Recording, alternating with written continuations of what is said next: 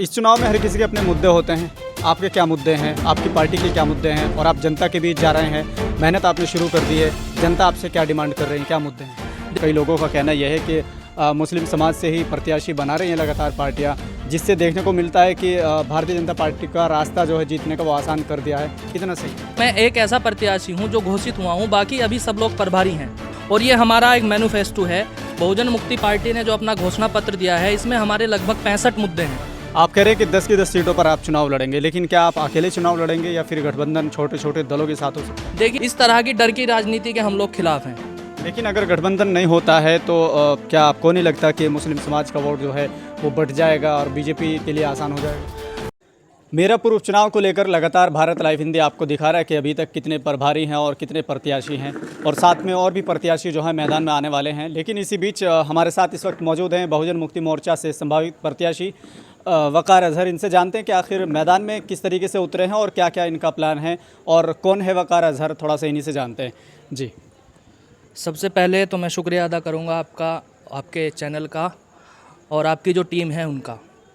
जैसा आपने कहा है कि प्रत्याशी बहुत सारे आने हैं और कुछ प्रभारी भी अभी नियुक्त हुए हैं, तो ये जो हमारी पार्टी है बहुजन मुक्ति पार्टी, इसका मैं संभावित प्रत्याशी नहीं, प्रत्याशी ही हूँ। और पार्टी का सही नाम बहुजन मुक्ति पार्टी है। और जो इस देश में एक संगठन चलता है बामसेब भारत मुक्ति मोर्चा के नाम से, ये उसकी ऑफशूट विंग है और पूरे देश भर में हम लोग काम कर रहे हैं। अभी हमें यहाँ मौका मिला है उत्तर प्रदेश में जो 10 सीटों पे उपचुनाव होना है, 10 की 10 सीटों पे हमारी पार्टी चुनाव लड़ेगी और यहाँ मुझे प्रत्याशी बनाया गया है मीरापुर विधानसभा पे। जैसे और पार्टी ने अपने प्रभारी नियुक्त कर दिए हैं, वो भी मुस्लिम समाज से ही हैं, आप भी मुस्लिम समाज से हैं, तो कई लोगों का कहना यह है कि मुस्लिम समाज से ही प्रत्याशी बना रही हैं लगातार पार्टियां, जिससे देखने को मिलता है कि भारतीय जनता पार्टी का रास्ता जो है जीतने का वो आसान कर दिया है। कितना सही है?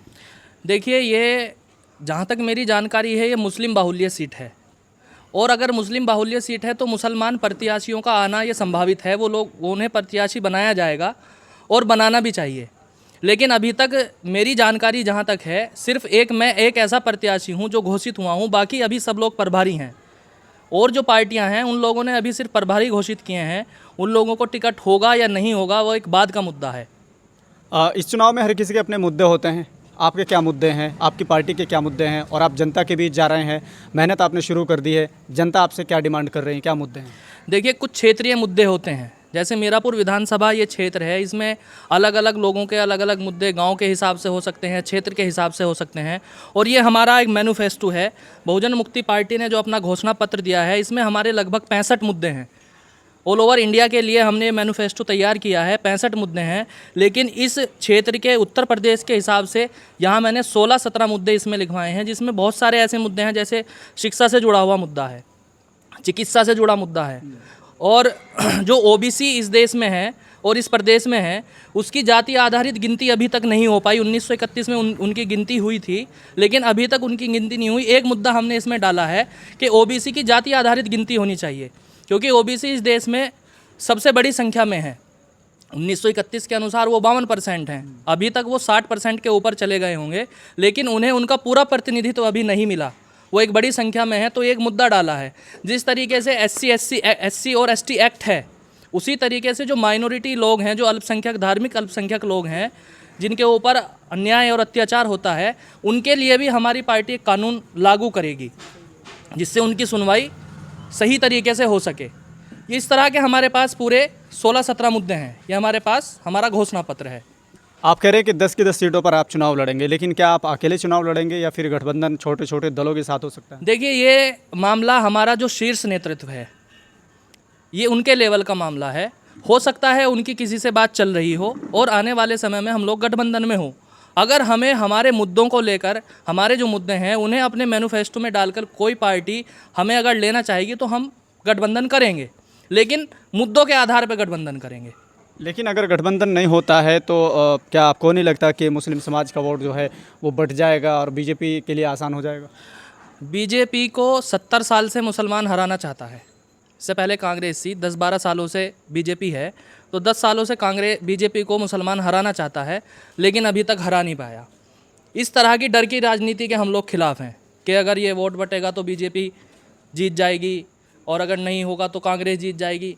दोनों एक ही हैं, कोई इसमें अंतर नहीं है, एक ही सिक्के के दो पहलू हैं। कोई भी आ जाए, बीजेपी हो कांग्रेस हो, दोनों एक सिक्के के दो पहलू हैं। तो अभी हम पीछे बात कर रहे थे, कुछ बहुजन समाज पार्टी के समर्थक थे, कुछ आज़ाद समाज पार्टी के समर्थक थे। उनका कहना यह है कि जिस तरीके से आप मैदान में आए हैं वोट कटना तय है, या फिर वो कह रहे हैं कि हम लोग लड़ेंगे तो दलित और मुस्लिम का कॉम्बिनेशन हमारे साथ है। आपके साथ क्या है? देखिए, मैं अगर बात करूं तो एक कम्युनिटी के बेस पे कोई भी चुनाव ना तो जीता जा सकता और ना ही लड़ना चाहिए। हमारी पार्टी इस देश में रहने वाले 85% 90% लोगों के लिए काम करती है, जिसमें SC ST OBC और माइनॉरिटी के लोग हैं। ST हमारे क्षेत्र में नहीं है, तो SC के बीच हमारे वर्कर काम कर रहे हैं, OBC के बीच भी हमारे वर्कर काम कर रहे हैं, और माइनॉरिटी में हम लोग लगातार काम कर रहे हैं। तो हम इस पूरी कम्युनिटी को लेकर चुनाव लड़ेंगे। SC ST और OBC को लेकर हम लोग चुनाव लड़ने वाले हैं, प्लस में माइनॉरिटी हमारे साथ में रहेगा। तो जैसे हम लोग काम कर रहे हैं मुसलमानों में, ऐसी ही हमारी जो और टीमें हैं SC में भी काम कर रही हैं और OBC में भी काम कर रही हैं। चलिए, ये थे मेरे साथ वकार अजहर, जो बहुजन मुक्ति पार्टी से प्रत्याशी हैं, और लगभग नाम भी फाइनल हो चुका है। लेकिन देखना यह होगा कि अभी कितना समय बाकी है, कब फाइनल मोहर लग पाती है। इसी के साथ साथ जो इनके मुद्दे हैं, इन्होंने अपना एक मैनिफेस्टो के तौर पर जारी कर दिया है। उसमें कई मुद्दे हैं जो खासकर उत्तर प्रदेश के लिए या फिर मीरापुर के लिए ख़ास है, वो भी इन्होंने बताया। फिलहाल के लिए इतना ही। देखते रहिए भारत लाइव हिंदी।